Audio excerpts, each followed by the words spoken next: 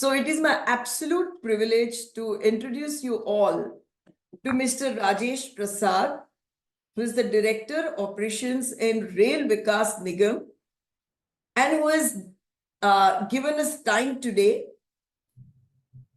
to give us insights on the RVNL and its prospects.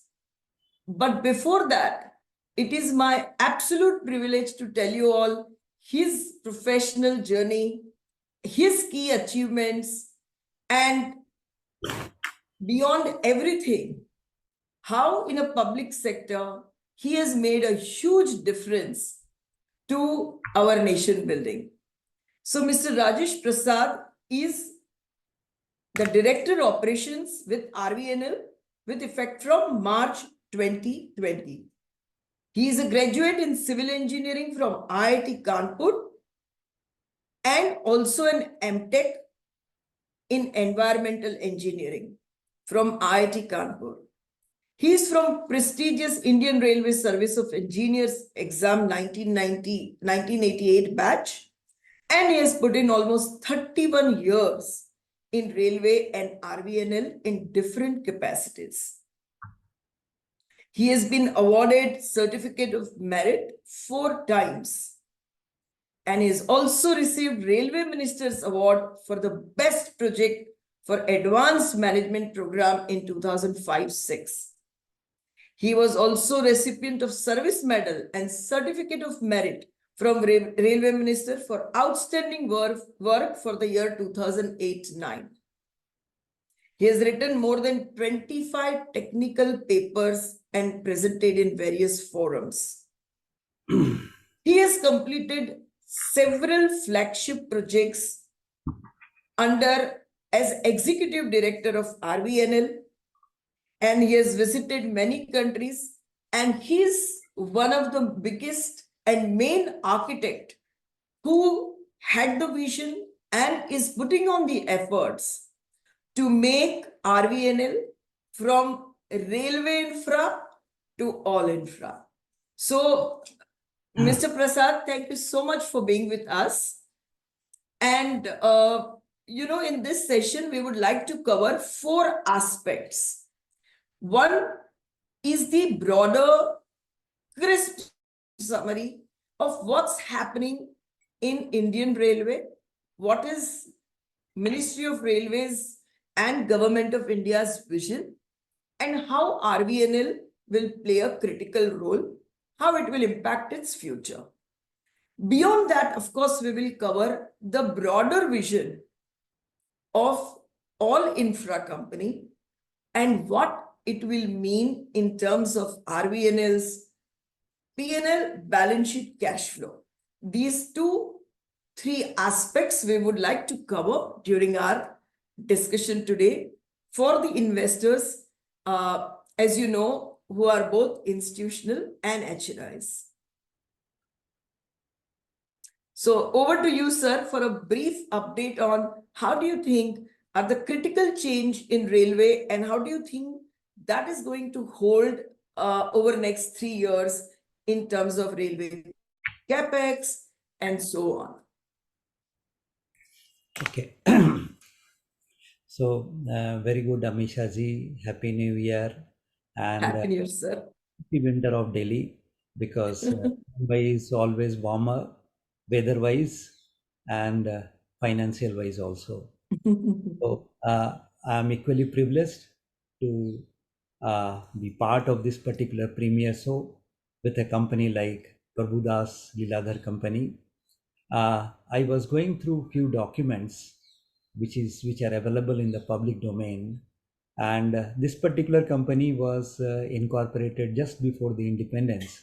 So you are also in Amrit Kal period, like Yes, India. You have already completed 75 years. Then what I have noted, and Mrs. Reena ji had told that you have already taken over this company. So I'm a bit late to congratulate you. Oh, no, sir. Congratulations. And when Reena told me that I'll have to attend this interview, so then I thought there is no second option available to me. So I do not know how to start the conversation because there are 4 or 5 aspects of this particular thing. You are talking about the capex, you are talking about the future vision, you are talking about the RVNL. So I will take first the RVNL. Uh, Okay, sir. so, so what are the strength of this particular company? This company is not very old, like your company. It is only 21-year-old company. It is young, vibrant, then pushing, dashing, and Navratna company. And besides that, if you see, then it has got a proven track record. It is also known as blue chip infra company.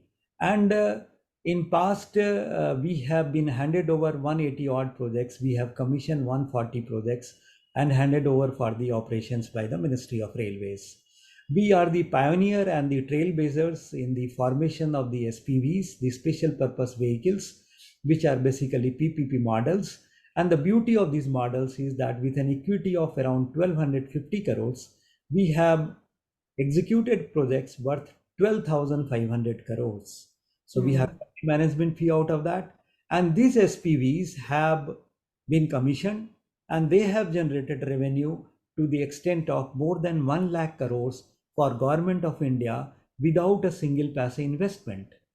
So we consider ourselves the trailblazer and pioneer in this PPP model. Now we have been contributing significantly in creation of the infrastructures in the country.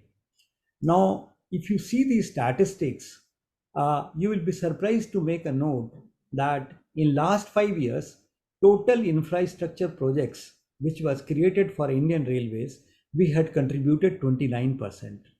And the double line, third line, fourth line project, we have commissioned around 3,225 kilometers, which constitutes around 33% of the total doubling. Now, you are asking about the capex. The nowadays a lot of statistics are being discussed in the market, and one such statistics is what was there in the year 2014 and what is happening today.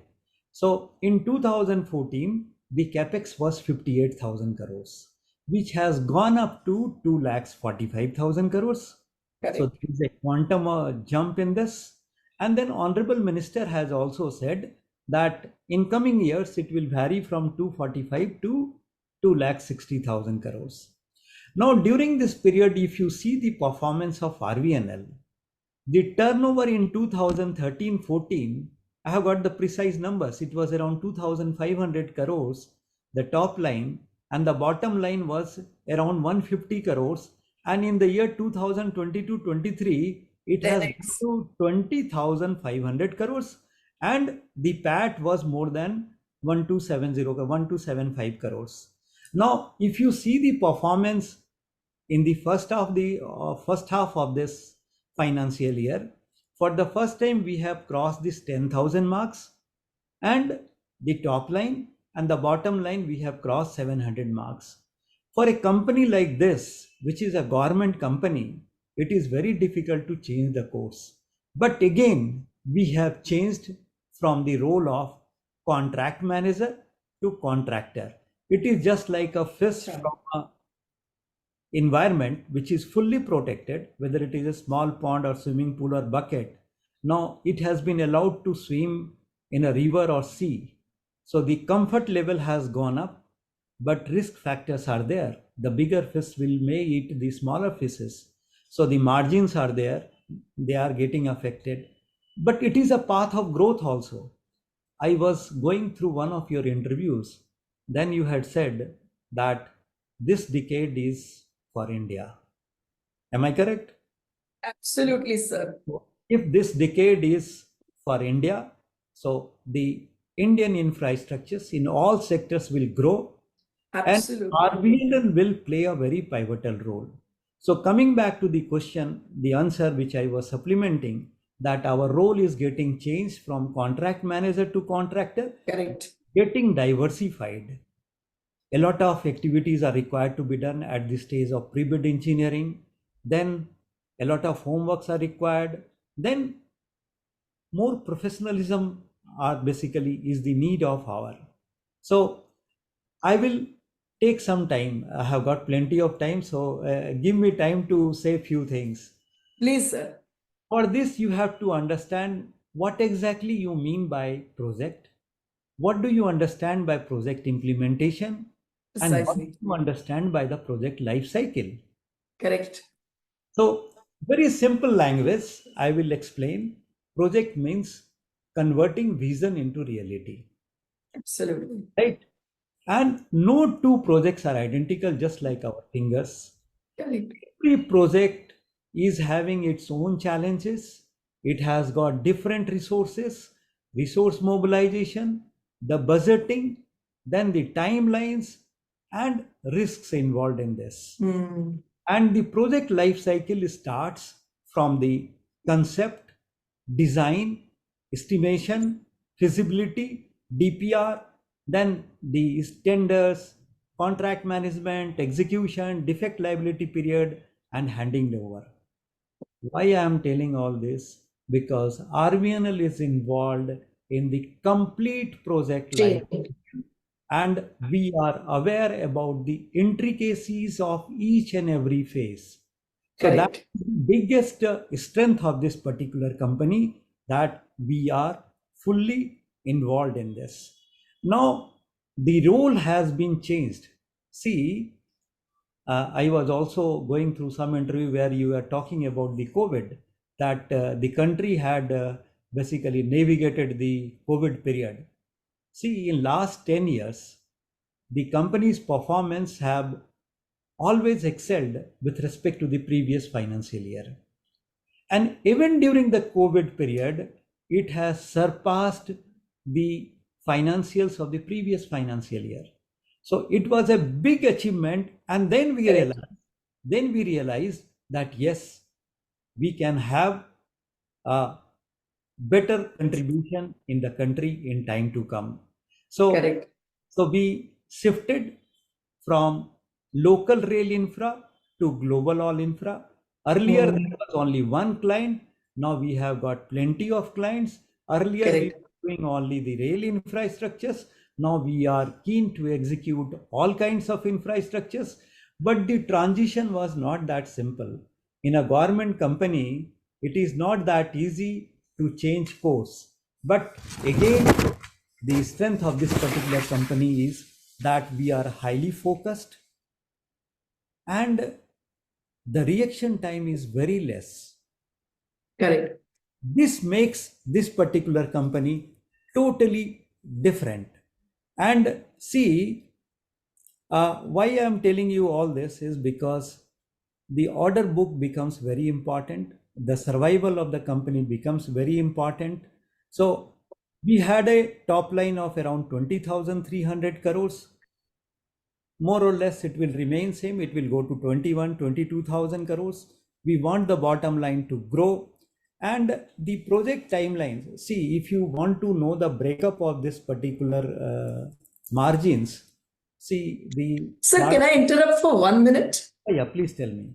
Before going to margins, I wanted to understand, as project management company, when you take end-to-end responsibility to adhere to timelines, quality, and budgets, whose responsibility is that? And are there any fall back to RVNL? If not from railway and global contracts, that if you did not adhere the contract in time or within the cost, is there anything that liability comes to you? See, let me explain it this way.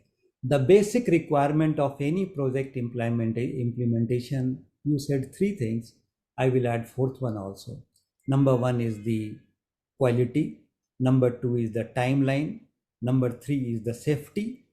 And Safety. number four Cost. is dispute free. And number five is the cost. So there is a triangle between quality, time, and cost.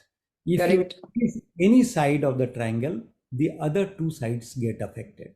So, basic principle of the project management is that you should adhere to these timelines, do the best quality work.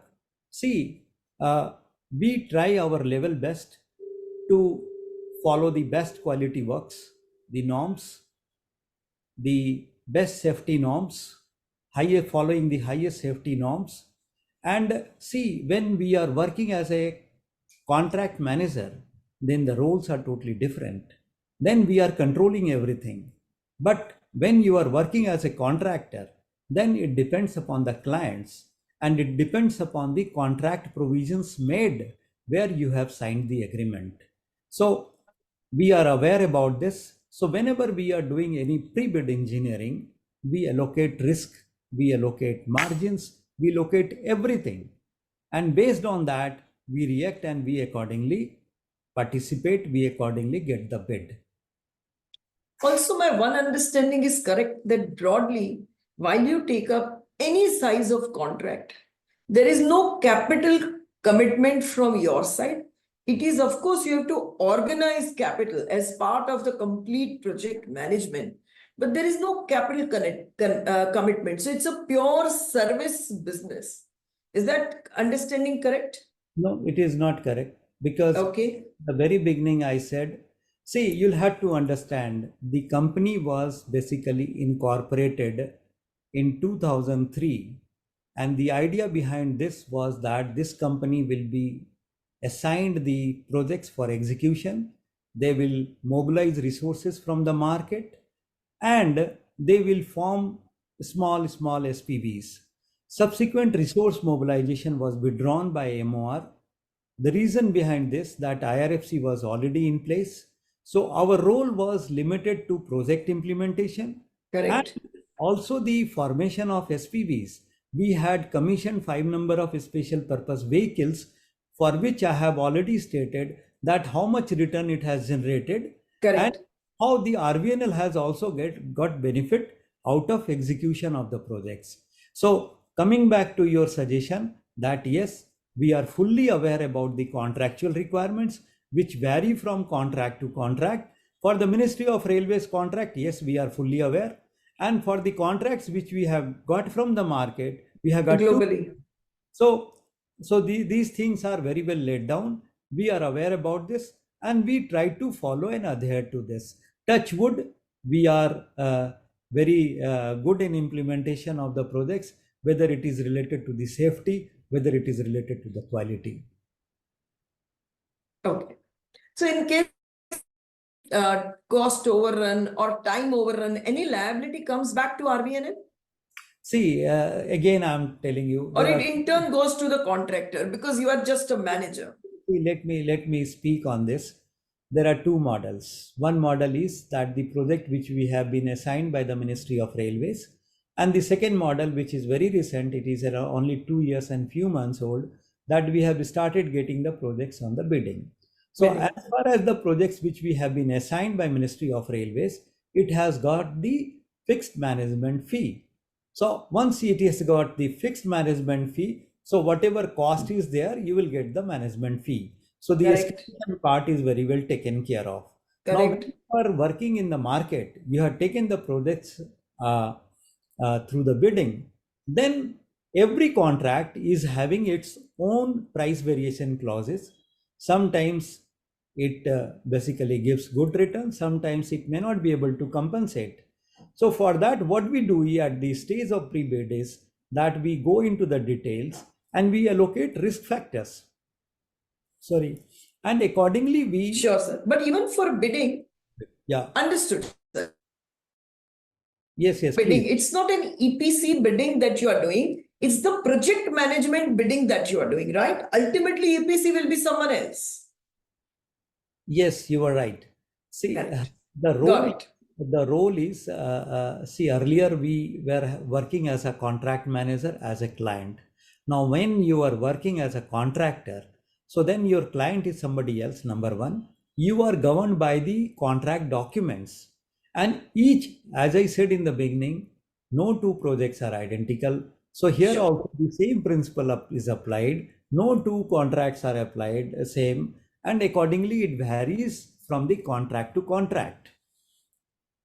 So from Ministry of Railway, which is the assigned contract book or order book, is there milestone-based sales that you all book? No, it's not that. See, Okay. it depends is that the RVNL is a implementation unit for the projects which we have been assigned by Ministry of Railways. There are so many things which are not within our control. We do our best, but the approvals, the Commissioner of Railway Safety, inspections by the different ministry, they are not under control of RVNL. It is under the Ministry of Railways. Either it is under control of Ministry of Railways or they coordinate for this. So there are some issues which are linked to the ministry. There are some issues which are linked to the RVNL. So we try to do our best. See, you will have to understand one more thing, that 180 odd projects they have transferred, and then we have come more than 140 projects, and we have been contributing around 35% of all the projects in Indian railway system. And Correct. Yes.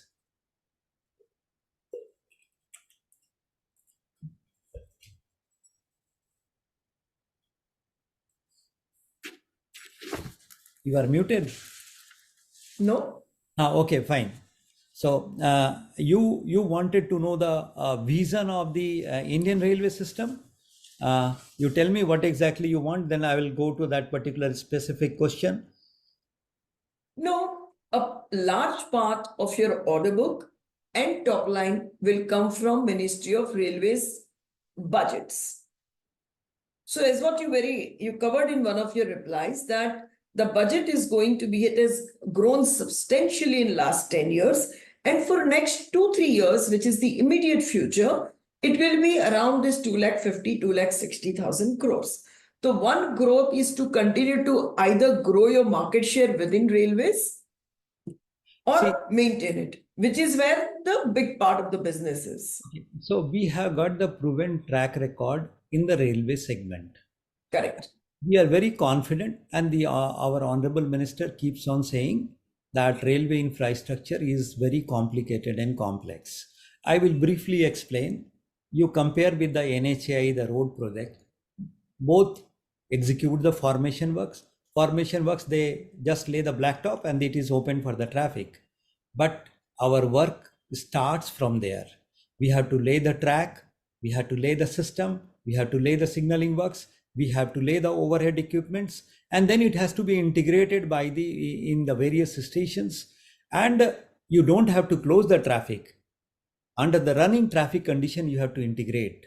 And then Ministry of Civil Aviation will come into picture for authorization. So these projects are very complicated and complex. So first thing you have it's to not easy for anyone else. Yes, it is not that easy. And RVNL has got the the complete command in this. We are expert in this, and we have performed, reformed, performed, and now we are performing also, whether it is a railway sector, whether it is outside railway sector. So what I wanted to tell you is that the railway segment will remain a preferred segment, but we are looking for the opportunities in other segments. What are the other segments? So your question, I have understood. So the metro segment, let us take the example of the metro. In our country today, around 52 cities have been planned with the metros. We are executing 7 cities, metro construction of different parts of the project life cycles in 7 cities. High speed corridor. See, we are presently in the country, we have got only one corridor of 500 kilometers. Please make a record of this, that by 2047, we are going to have 10,000 kilometers of high-speed networks. How it will be done, how it will be executed, that is a matter of different story. But the way we have been growing, the way we have got changed our mindset, the country is going to have 10,000 kilometers of the high-speed networks. Now, if you see the network of the Indian railway system, in 1951, we had around 53,000 route kilometers. Now we have got 68,000 route kilometers only. So the increase will be around maybe 25 to 30%. Somebody can calculate this. But the passenger traffic and the goods, have gone up by 2000%. And Correct. the four diagonals, the four sides and the two diagonals of the diamond quadrilateral, it constitutes only 16% of the length, and passenger wise and the freight wise, it carries 52% and 58%. Capacity augmentation projects, it has gone by only 300%. So there is a Hmm. huge requirement. Even today, if you check the Hmm. kind of sanction which is available for the double line, third line, it is more than 17,000 kilometers. So in Hmm. time to come, we are going to have a lot of capacity augmentation projects. Number one, DFC, we had earlier sanctioned the eastern part and the western part. The eastern part is getting further extended to Dankuni. Now, earlier we were not involved in the DFC projects. The reasons were that this particular company's role were different. The DFC company was different, and they were having different roles. Now, in future, the DFC corridors are being executed by the construction department. They have already floated few tenders. We are participating. The north-south corridor is going to come up very soon. So what I am saying is that in time to come, we will also get involved in implementation of the DFC corridors. And the 10,000 kilometers of high-speed corridors, which I mentioned, the pre-feasibility studies were done by us. We had submitted Okay. the reports 3, 4 years back. And I can tell you that in time to come, you will see this Delhi to Chandigarh and Delhi to Varanasi high-speed corridors a reality. We are talking about the vision, but I am talking about the reality that it will come. This is the vision of the Honorable Prime Minister and the Railway Minister. That Correct. let me give me some more time. What exactly is the vision of the Ministry of Railways or Government of India? Correct. So Correct. the first vision is that 100% gauge conversion, which is likely to be over by March 2024. The beauty of this particular policy is that the loss of transshipment and efficiency will go away. Then the next vision is the 100% railway electrification.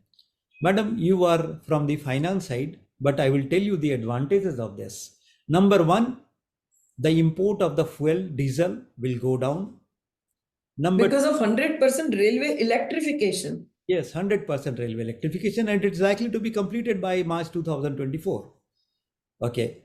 Now the second advantage is that the traction cost. The traction cost, if you have the electric locomotives and if you have the diesel locomotives, the cost of the diesel locomotive, diesel traction is more than double. So suppose you are, I'm just assuming one figure that Understood. here you are spending 1 lakh or 2 lakh crores of traction cost, it will become half. Number three, the carbon footprints. You Correct. are not polluting, and this is a greener way of the transportation system. There was a news, infra news, it is in front of me. The cabinet clears Indian Railways pact with USAID. USAID is basically United States Agency for International Development in India. This is in connection with the 100% electrification and the green transportation system. So, Correct. so this is the second vision. Now, if you want to know the what are the other visions, the safety, the kavach, station development, capacity augmentation, capex, and there are two more important aspects which I want to cover through this forum. Number one is the logistic cost, and number three is the modal share. So the logistic cost, if you want to see the logistic market of the country, it is more than $200 billion. Hmm. And Hmm. presently the logistic cost is around 16% of the economy. But if you want to compete worldwide, it has to Hmm. be around 8%. Now the modal share, Exactly. It is to. so what I was talking about the modals here. See, in 1951, Indian Railway was carrying around 73 million tons of traffic, and the modal share was Correct. 88%. Modal share was 88%. Today, in FY 22-23, it was around 1500 million tons, and the modal share Correct. is 26%. Hmm. Now, what are the advantages if you transport through the rail sector? The first advantage is that the cost of cargo transportation is 1.5 rupees per ton kilometer, whereas if you transport through the road, it is more than rupees 4 per ton per kilometer. It is almost 3 times.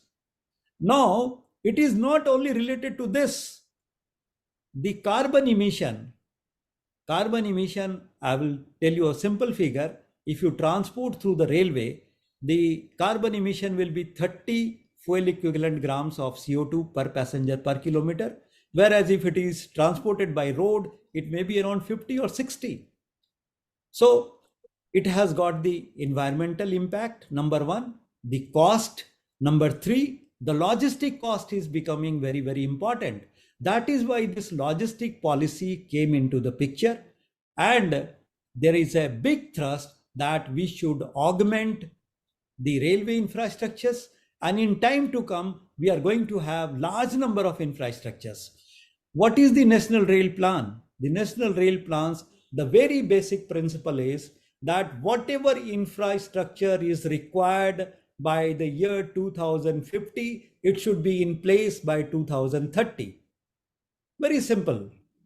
And the models here, they are targeting to go up from 26% to maybe around 45-46%. So By? yeah, By? by 2047. Okay. From So 26 to almost double yeah, almost double. So on a growing basis, because the yeah, growth will be so, there in the whole freight. so There will again, be a I will, freight I growth will, I and will there will be summarize. market share gain. So I will summarize the vision of the Indian Railways. The uni-gauge, number one, 100% railway electrifications. Number three, capacity Safety. augmentation. Number four, which I forgot to tell, connecting the unconnected area which is required for the overall development and economy of the country. Then station development, safety, then logistic cost reduction, modal share increase, and see the 100-year plan, the vision 100 years for the Amrit Kal is under preparation, and all these things will come into picture. So again, I'm telling you that Government of India, Ministry of Railway, all have got a very broad vision in time to come. It is not only the decade which will belong to India, maybe consecutively 3-4 decades will belong to India. Yes, absolutely. We will all work and pray together for that to continue to happen. But this is what I was really looking for a broader vision, where the fortunes of RVNL are connected to.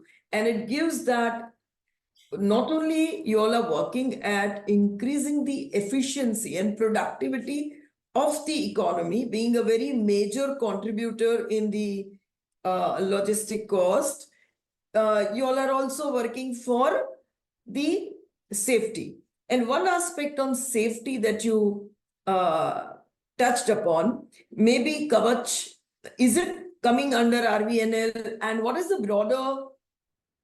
broader vision for Kavach, or the size of opportunity for Kavach? See, I do not have the numbers, but I No can. problem. I don't have the numbers, but the idea is that we should have 100% fail-safe arrangements for the collision. And there have been some trials. In fact, I was going through some news item. Railway conducts coverage efficiency trial at 140 kmph between Mathura and Palwal. This happened some time back, and then again it was coming in the news. So the entire country and all the sections are getting covered. Regarding the involvement of RVNL, see, we are not directly involved in the coverage, but we are trying to diversify. And in that particular area, this is also one of the field where we want to get diversified. And Correct. how we will do it, how we will be able to enter into it, it is yet to be seen. But what exactly we have done for the country, which I have forgot to mention, is that we have constructed 20 turnkey projects, workshops, where and all have been done on a very fast track. There, the coaches, wagons, even the locomotives will be maintained, will be manufactured. It is a part of the Atmanirbhar Bharat, and we call it a 3D approach. That is, you design it, you develop it, and you dedicate it. So So RVNL in future can go into making of coaches? yes, we are already there. We have already entered into a contract, and we are seriously thinking for diversifying, because the numbers, the locomotives, then the wagons, the coaches, what are the numbers which we are having today, and what exactly we will have after 2047, it is mind-boggling. And you will be surprised to know that if I'm having the figure, I can tell you Yeah, that that would be very interesting. But that means from a service industry and a project management company, that RVNL can become in future a manufacturing company. we have already become by doing these kind of turnkey projects. And for your information, we have already bagged one contract for the manufacture of Vande Bharat trains. And I do not know whether you are aware about it or not. Yes, Uh, so, yes, so if you are aware, this Vande Bharat is a indigenous make in India semi-high speed trains, and it comprises of 16 coaches. It has got faster acceleration, deceleration, very less jerk, make in India. So we signed an MOU with some Russian companies. MW, yes. the Metro Wagon Mass, having a share of 70%. LES, which is a subsidiary, is having a 5% share. RVNL share was 25%. We formed an SPV named Kinet Rail Solution, and then MCMA has been signed. MCMA is the maintenance cum manufacturing agreement, and this agreement was signed somewhere in the month of September, and we are supposed to do the mock-up by March, and first prototype is to be manufactured in 2 years after signing of MCMA. Then second is 24 months plus 2 months, and then subsequently 12 in first year, 18 in next year, 25. So you are a financial person, so I will tell you in terms of the numbers that you are doing, but how much you are getting, what is the scope of the revenue. So we, our bid was 120 crores for 120 train sets, so it is roughly around 14,000 15,000 crores. And then these rakes, these train sets, will be maintained for 35 years. So that particular revenue continue for 35 years, and the average maintenance cost will be more than 4% per year. So if you calculate 4% of 120 train sets at the rate of 120 crores for 35 years, it will be around 21,000 crores. So if you add all this, it will get a revenue of around 36,000 crores. And out of that, RVNL share will be around 8,500 crores to 9,000 crores. And So balance share will be whose? I already told MWM will have 70%, Correct, ATS correct. will have, Correct. and Understood. these will be That basically, particular SPV will have the whole, but in that you all are holding equity in some form. okay. Understood. So this particular company, the manufacturing will be done at Latur. See, everything is pre-decided. I am firm believer of God. We constructed a factory at Latur, and the handing over, taking over was not done. It is still under process. And we also did a trial for manufacturing one coach. We wanted to take over this factory. We did not get, and because of the government of India's policy that nothing will be given on nomination basis, but through bidding we have got this now. And now we will be manufacturing the same at Latur factory, which have been constructed on a very fast track by RVNL. And besides this, there are 3 workshops which will be upgraded by RVNL for the purpose of maintenance. One will be at Jodhpur, the other will be at Delhi, and the third one will be at, I think it is Bangalore. Just one very basic question. When we say capacity augmentation and adding Vande Bharat trains, who funds this? Ministry of Railway. Yes, the Through one, long-term borrowing from any long resources, whether global or domestic pension. or insurance. Is that what? It is Ministry of Railways prerogative. We have got no role in this.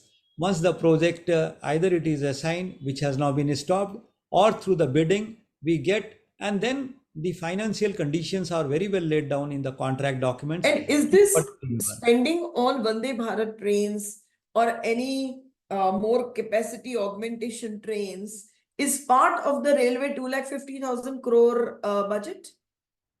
Most probably yes, because it is a kind of a capex. It is a kind of a capex, yes. And this, when you do this kind of a manufacturing, whether Vande Bharat trains or in some form coaches and locomotives, the margins will be fairly and starkly different. A lot of challenges would be there, madam. You'll have to appreciate. No, challenge is one part, Yeah, but yeah. any manufacturing is having 12-15% plus kind of EBITDA margin, not first year, but maybe third or fifth year. Yes, margins would be there. So we work out the economics at this stage of pre-bidding, and there are so many risks involved in this. And we also conduct the sensitivity analysis. Correct. Sensitivity analysis is that suppose the market scenario changes, you are supposed to complete the project in 3 years, but you complete in 5 years. The interest of the bank has gone up or gone down. The external factors are there. So based on that, you can always conduct a sensitivity analysis, and accordingly you can work out the IRR, you can work out the debt service coverage ratio, and there are so many things, the financial terms which come into picture. I'm not a financial person, I'll explain it to you very frankly, but I know some of the basic things of the finance. Okay. Okay. Sir, we will also open the floor for questions.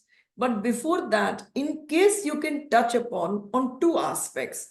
I was going through your financials and I found that the free cash generation from business has been varying a lot. Is that a right? This is the question which I can touch upon with you, sir. Yes, So madam. Yes, if you madam. see last 3 years, the free cash generation has been very different on a broadly consistent top line. So what could be the reason for that? The top line is changing, it is growing. No, growing, that is growing, but at the same time, it is not falling, going up, it's not volatile, but free cash generation is very volatile. Okay, so the free cash which you are talking about, so let Yes, me sir. clarify this. See, I'll just give you numbers so that it might just help you, sir. Net cash flow from operating activities in 20 was minus 900, 21 was positive 400, 22 was 4,700 crores, and 23 was minus 4,000 crores. So that I was a little bit not able to understand. And that was caused by huge change in working capital. So why should your working capital change so much? okay, so madam, I will club with some more information with this question, and I'll cover some aspects. Give me some time. Sure, Uh, sir. Only 2 days back, one of my very close friend, who is now heading the Gati Shakti department of Ministry of Railways, forwarded a WhatsApp, and he forwarded that how much debt RVNL carry, and he forwarded the message WhatsApp University that RVNL had a basically debt of 59.6 billion INR in September 23, 63.2 billion INR in 22. Through this channel, through this platform, I want to clarify that RVNL is a debt-free company in I two. agree. I repeat, this is a debt-free company. We had a tripartite agreement between RVNL, IRFC and MOR. The principal and debt are paid by Ministry of Railways, and this model is Correct. It's a applicable. pass-through. Yeah, this model is applicable to all the MOR projects assigned to RVNL, for which IRFC is financing. IRFC is also a listed company under Ministry of Railways. And as per the Correct. tripartite agreement, the principal, I repeat, the principal and the interest are to be paid by MOR. It only passes through the books of the RVNL. Again, I repeat, I it totally agree. passes to Yes. the books of the RVNL. Now, coming back to your question, see, I'll have to clarify this way that earlier we used to get the advance in parts as per the pink book outlays by Ministry of Railways, issued by Ministry of Railways. Subsequently, it was decided that we will not get the advance, we will have to claim the reimbursements. And accordingly, first we execute the work and then we call for the, basically we ask for the reimbursements. And if you see these figures, what exactly had happened in the FY22, a substantial advance was given by Ministry of Railways at the fag end of 22, which could not be utilized because only few days, 2-3 days were left. So it got reflected in the next financial year. Madam, if you permit me, then I will tell you some financials because I am not a financial Please. person, but it is But very it will interesting. help us how to value Yeah, the business. but it is If very you can please interesting show. for any investor. This particular company was formed with a share capital, authorized share capital of 2085 crores. Sorry, paid up share capital of 2085 crores and authorized share capital was 3000 crores. So this 2085 crores was basically infusion was done from a period say 2003 to 2010. Now if you escalate these numbers as on date, it will become around 5,000 crores. Now the company has paid back the dividends from 2008 to 2023 to the government. And if you escalate with the same interest, it will be around 2,400 crores. Now, the disinvestments have taken place. IPO Hmm. came in 29, April 29, OFS 1 in March 21, and then 23 July OFS 2.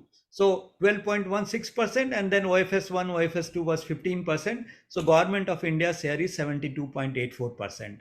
So this disinvestment, if you further escalate, it will be around 2,600 crores. So the Government of India infused 5,000 crores with the interest. It has been paid back through disinvestment and dividends 5,000 crores. So whatever money you have invested, you have got back.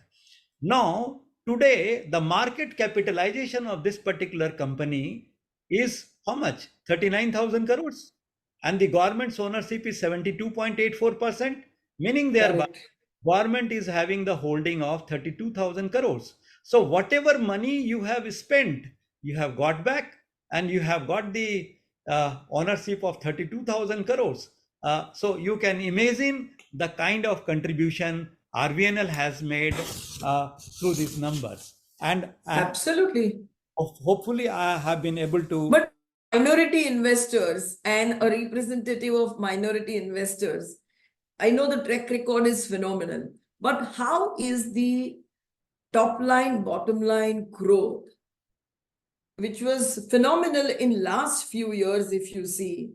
Your PAT growth had been in the vicinity of 20%. If I say 19 to 23, CAGR will come to 17, 18%.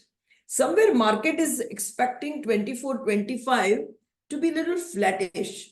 Is that correct assumption? Because looking at the opportunity size and that railway is just about to be beginning the whole transition from very revenue expenses driven or the operational expenses driven to capex driven organization focusing on its own profitability. I think your growth also should have been much better. So what kind of growth do you foresee over the next 3 years, sir? Okay, so let me explain it this way that we are very much focused on the overall growth of the company. What we expect is that the top line will grow, but the growth will not be that much because we are in market. We have to take the bids from the market. But the kind of expertise which we have got, the kind of value addition which we do, we expect that the bottom line will grow. And from the investor's perspective, bottom line is more important, not in terms Absolutely. of percentage, but in terms of the gross numbers. So the bottom line, if you see the performance in first 6 months, again it has grown to the at the rate of 18 to 20%. And we expect that, and we try to do the basically incremental, the delta in the bottom line with this number. Challenges are there, but we are trying our level best.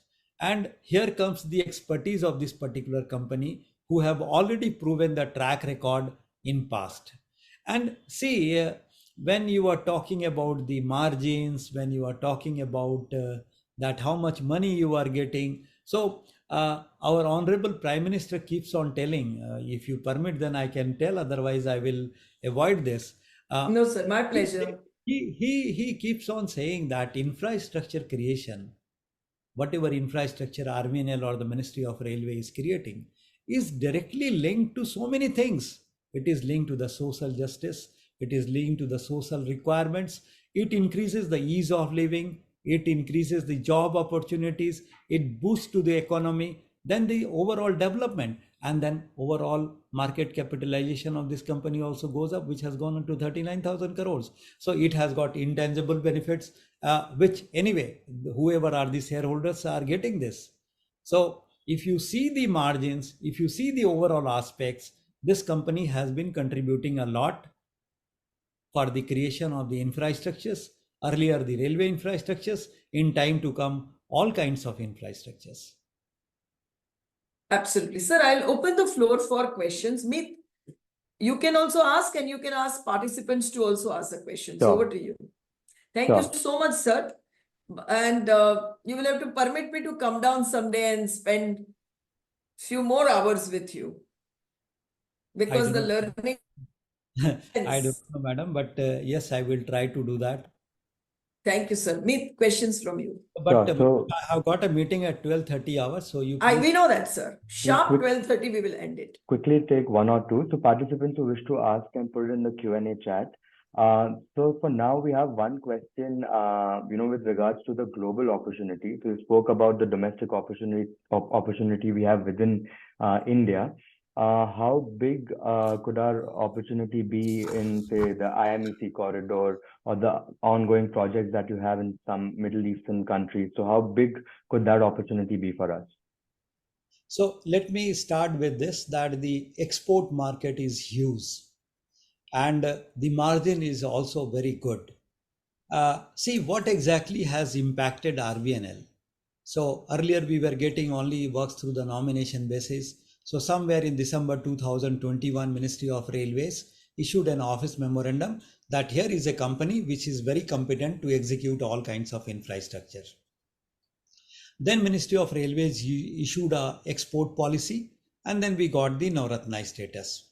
So our main focus has been neighboring countries like Maldives, Mauritius, Bangladesh, Sri Lanka, Nepal, Africa continent, and only thing what we want to see is that the funding is very much assured, like World Bank, the ADB, the African Development Bank, JICA, European funding agencies. The idea is the funding has to be ensured.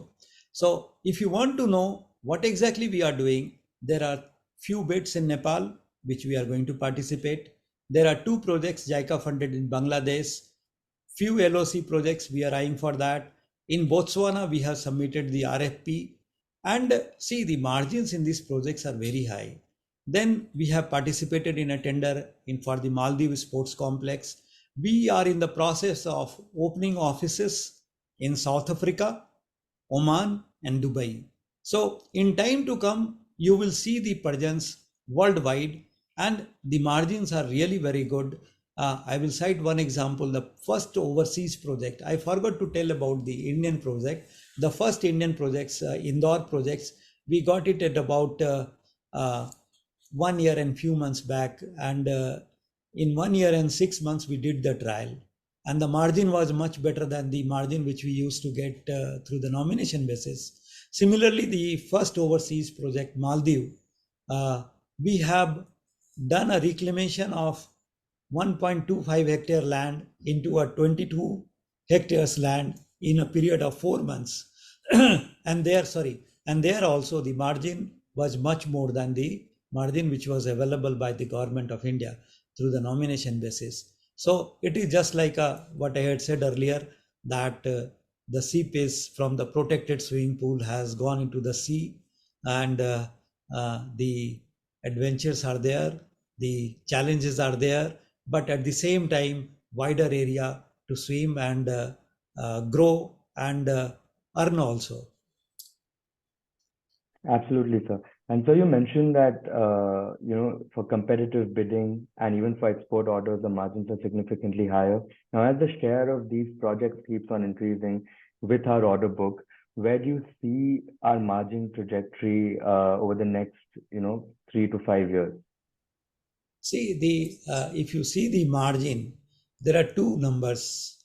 One is the absolute numbers, and one is the margin upon turnover. So the margin over turnover, this particular ratio is more or less fixed. It varies from 5.8 to 6 because the nomination, the management fee, etc. is fixed. Now we are more in the project execution through the bidding. So the numbers will change. There could be a project where we may incur into the losses, but overall, we want to see that the margin continues and we are able to give the positive results in terms of the margins. And there are some intangible benefits of the margins also, which I had just now said. So what I see, what I can foresee is that in time to come, the margin will be higher than this because we are in market, we can do a lot of value additions. Now, no company would be better than this company as far as the technicality is concerned. We are highly technical. It is a very small company. We have got a manpower of only 400 persons and doing Absolutely. a 21,000. So I was just thinking that it must be so technically qualified, this entire team, to manage the whole cycle of such large projects. So, madam, every day the reviews are there.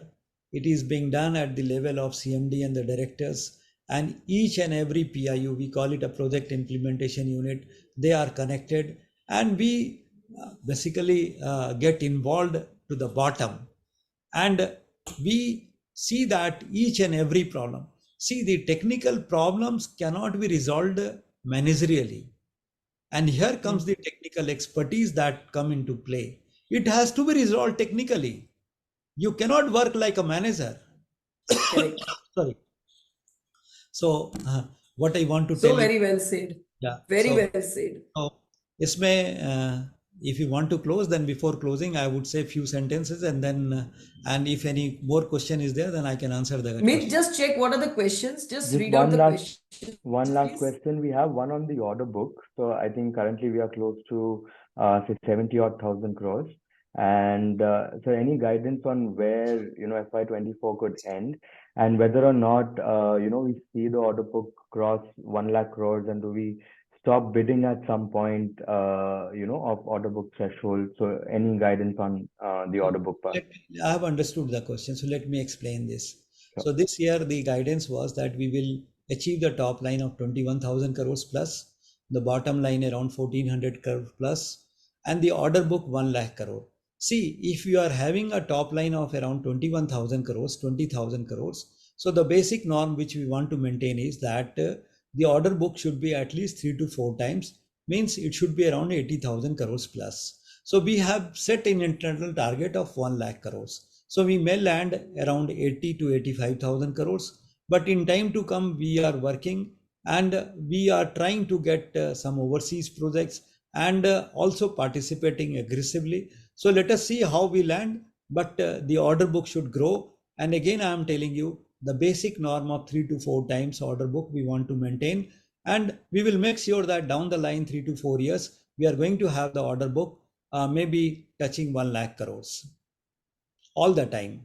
So if you execute the projects, it will go down, but at the same time there should be some new addition. Perfect. Great. Thank you, sir. So madam, so should I conclude? Yes, sir. Yes. Thank you very much for your time. So it was absolutely enlightening on both the railway vision, the capabilities of RVNL, and the kind of contribution you in particular and your team has been doing in making it successful. आपने तो बहुत praise किया, but I do not know whether I deserve it or not. But Sir, you absolutely. I will tell few things. The Honorable Please. Prime Minister keep on telling. Uh, uh, I follow his tweets, etc. आज नया भारत नए लक्ष्य तय कर रहा है, नए रास्ते गढ़ रहा है, नई उमंग है, नया सफर है, नई सोच है, दिशा नई है, दृष्टि नई है, संकल्प नया है, विश्वास नया है. So what I am saying is that the new India is altogether in different mindset.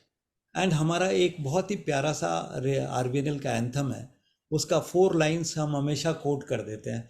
somebody likes it, somebody doesn't like it, but I keep on quoting. हम भारत का स्वर्णिम कल हैं, बात नहीं इतिहास की, राहें दुर्गम पर सक्षम, हम हैं गति विकास की. So this is a very small company, but we are trying our level best to do the best, and that is why the market has also appreciated us. Absolutely, sir. Market has Absolutely. also this, and Absolutely. a person like you is appreciating means something good must have been done by this company. So true, sir. Absolutely. And a very, very long and sustainable innings ahead is what I wish to you and all of us, the shareholders and would be shareholders, for you all. Thank you so much for your time again, sir. Thank you very much. Thank you. Thank you, sir.